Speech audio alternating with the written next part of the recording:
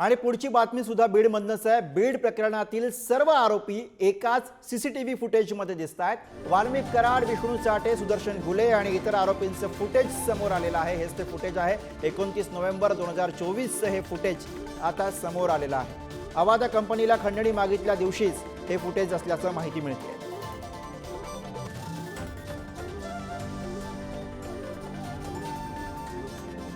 दरम्यान या सीसीटीव्हीवरनं सुरेश धस यांनी प्रतिक्रिया दिलेली आहे आणि या सर्व प्रकरणामध्ये आकाचा संबंध आहे हे यावरनं सिद्ध होतंय।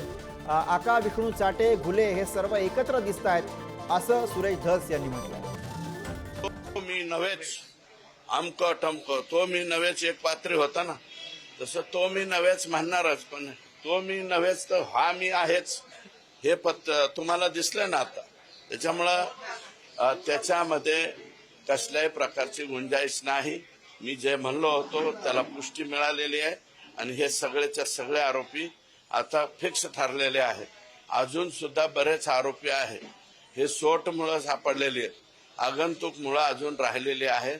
त्या आगंतुक मुळांचा सुद्धा बंदोबस्त व्हावा अशा प्रकारची माझी विनंती। तो मी नव्हेच अमक टमक, तो मी नव्हेच एक पात्री होता ना, तसं तो मी नव्हेच म्हणणारच, पण तो मी नव्हेच तर हा मी आहेच हे तुम्हाला दिसलं ना आता।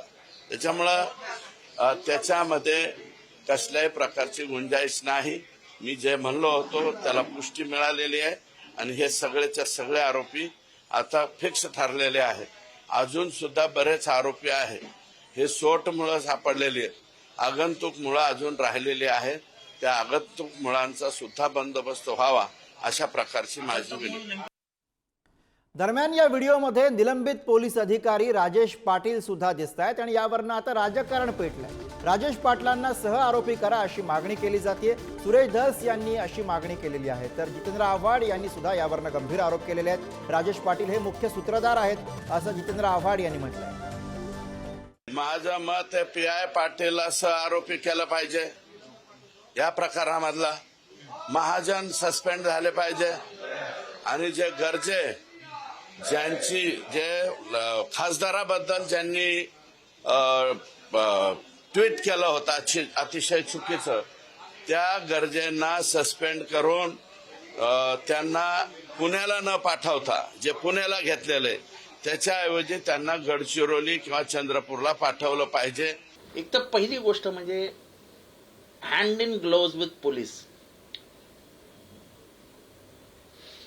ह्या सगळ्या गुन्ह्यांमध्ये हा राजेश पाटील नावाचा जो गुंड पोलीस आहे, पोलीस अधिकारी आहे, त्याला सहआरोपी करा, त्याला आरोपी करा, सहआरोपीने आरोपी करा।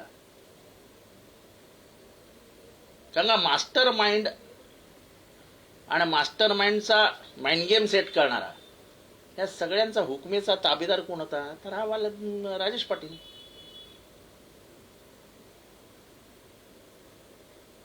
त्यामुळे आता कोडं सुटलं। तर सुरेश धस आणि जितेंद्र आव्हाड यांनी केलेले आरोप। दरम्यान राजेश पाटील नेमके कोण आहेत आपण बघूया। पी.आय. राजेश पाटील यांचं संतोष देशमुख खून प्रकरणामध्ये निलंबन करण्यात आलेलं होतं। राजेश पाटील हे मूळचे जळगाव जिल्ह्यामधील असल्याची माहिती।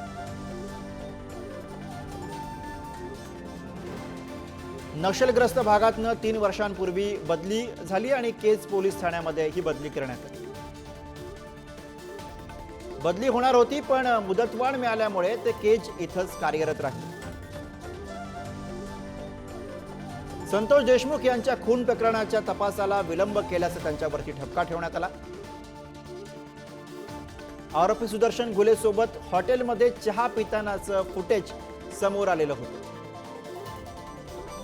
आरोपी विष्णू चाटेच्या कार्यालयामध्ये सुद्धा सीसीटीव्ही फुटेज समोर आलेलं आहे। दरम्यान संतोष देशमुख यांचे बंधू धनंजय देशमुख यांनी सुद्धा यावरती प्रतिक्रिया दिली, बघूया। तेच म्हणतोय आम्ही की आता जे हे चित्र समोर आलेलं आहे, आता जो सीसीटीव्ही आलेला आहे त्याचा एफआयआर देखील आहे, त्याचे फोन कॉल्स देखील आहेत त्या दिवशीचे, जो घटनाक्रम जसा आहे तसाच आहे। यावर फक्त आता ॲक्शन घेणं गरजेचं आहे, पुढील तपास वेगानं करण्याची गरज आहे आणि त्यासाठी विशेष प्रयत्न करणं गरजेचं आहे।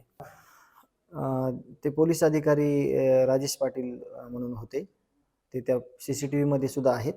आणि आम्ही जी मागणी केलेली आहे देशमुख कुटुंबियांना स्वतः आम्ही, की सगळ्यांची सखोल चौकशी करा.